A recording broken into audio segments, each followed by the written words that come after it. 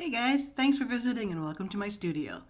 Today I'm going to give a little insight behind this current pastel painting in the works that you're seeing here. It's not a full how-to yet. I'm building up some video materials to eventually put something together for you, but I didn't want to let that stop me from posting something in the meantime, so I thought you might enjoy this one in real time, as it were, because this painting isn't finished yet. I try to get in painting days on Tuesdays and Thursdays currently on my schedule, so I'll try to post whatever progress I make on those days. I'll warn you now, I think I should belong to the Slow Artist Guild. No, seriously, I work in spurts. I can get a lot done in a short period of time when I'm in the zone, but then it'll sit for a few days before I have time to pick it up again.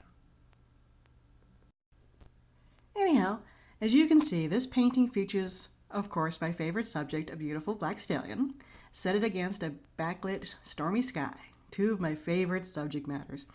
I grew up dreaming, of likes of the Black Stallion and Black Beauty and another lesser known show that I used to watch when I was a kid called Thunder, Mighty Stallion of the Hills. I'm pretty much, a horse nut that just never grew out of it. Now that I'm in my 50s, about 9 years ago, after the kids were all grown up, we were finally able to move to a small acreage that we're in now, and I finally have my own black horse for real. Another love that I picked up along the way is storm chasing, I guess is what they call it, but for me, I love summertime. I live in the Canadian prairies where it's winter for 6 months of the year, so there's nothing that quite says summer other than a nice big, juicy storm. I love being out on the back roads in my car and finding the perfect spot and setting up to take lots of photos and some videos and time lapses and just sit back and take it all in. Ah, man, I could smell summer already. Oh, wait. Let's get back to the video at hand. I still have a couple months to wait before the snow goes away. So in this video, I'm going to tell you a little bit about the materials I'm using in this one, as well as how I work with it, which, as you can see, it's all over the place. So first, let's talk about the materials that I'm using. I've worked in many mediums over the years, but I keep coming back to soft pastels. They're a unique medium. It's kind of a nice midpoint between painting and drawing. I came from a drawing background. When I was a kid, I used to doodle in everything from notebooks at school or later on into scrap cardboard bits on, when I was working on my truck route. And then one time I was out with my art group and somebody handed me some pastels to try out, and I was like, hey, this looks pretty simple. So yeah, I gave it a shot and I was hooked. Now, I'm a messy painter. Paintbrushes cry when they see me coming. So I haven't done too many oil paintings or acrylic paintings yet because for me, it takes too much time to set up. But pastels, I can pick them up, and they can do pretty much everything. They can be blended in a painterly style like what I'm doing here, all over the place, or they can be, nice tight details, like almost as if you were using a pencil, which is what I'll be doing on this horse at a later on stage. Their only drawback is their vulnerability. They can be smudged pretty easily, so you kind of have to frame them under glass to protect them when they're finished. But, I have recently discovered a new secret. I'll talk about more on that in a bit. For this painting right now, I'm using a combination of my favorite pastel brands, such as Unisons and Rembrandts, and even some homemade ones that I made a while ago. And then for the pastel pencils, I'm using Derwent and CarbOthellos, and I have a hodgepodge mixture of those. I'm working on a high-quality sanded board made by Ampersand, and they call it Pastelbord. This is their gray board, and it measures 16 by 20 for this particular piece. The board has a slightly textured surface. It's kind of like sandpaper. It grips the pastel pretty good. It allows me to, layer colors and create a lot of depth. It can hold a sharp edge, and it can also let me smoosh the colors around like what you see me doing in this video. It's almost like glazing the colors on. I draw it on just to get the colors on the surface, literally scribbling, and then I use my finger in a glove to blend it. Or if it's in a tighter space, I'll use a torchon paper stump just so that it doesn't blend into the wrong areas. Now, Pastelbord is pretty good in how many layers you can put on it before the pastel starts to crumble off.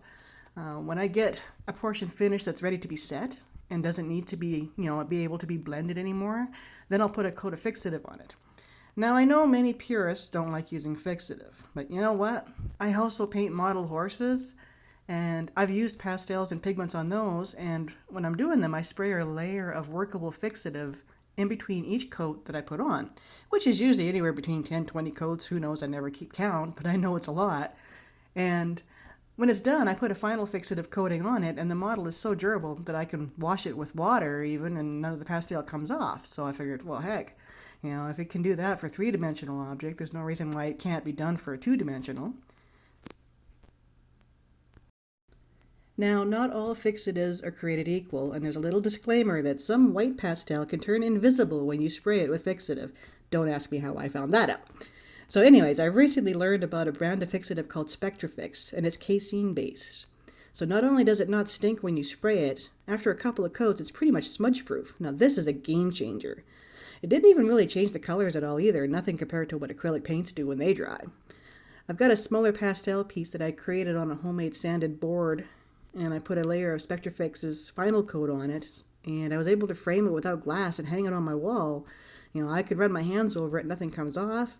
So yeah, it's like, I love this stuff. And no, nobody paid me to say that. So if you're a pastel artist and you want to try something new for a fixative and tired of the stinky ones, look up Spectrafix. There's two kinds. There's a workable fixative, and then there's also a final coat. The final coat has beeswax added to it, so it gives it an almost waterproof coating. So I'm still new on this yet, but so far I'm liking what I'm seeing so far, and I'm going to keep on using it. So now, as we come to the end of this video, you can see that this face looks pretty much done, but in reality, it's just the beginning of it. Trying to shoot this video without getting my head in there too much, because I like to get up close when I'm working on details. So that part I might end up doing off camera, but I'll see what I can do. If I can set up the camera at an angle that lets you guys see what I'm doing as I go back in. Because this is just, it's a rough day. It gets the base coat on there so I can start doing some lights and some darks and figuring out where the anatomy is. And I can see I can already need to fix the muzzle area because it's a little small, a little short, and the horse looks a little too, I don't know, not quite what I'm looking for yet, but he'll get there. So on Thursday, I should be back at the easel again. I'll either be working on this piece or I have an oil painting to work on as well, as I have a show to get ready for in June. So got to kick my butt, get a lot of work done after a 2-year dry spell. I hope you enjoy this, and thanks for joining me. And if you have any questions about pastel, drop them in the comments, and I'll see what I can do.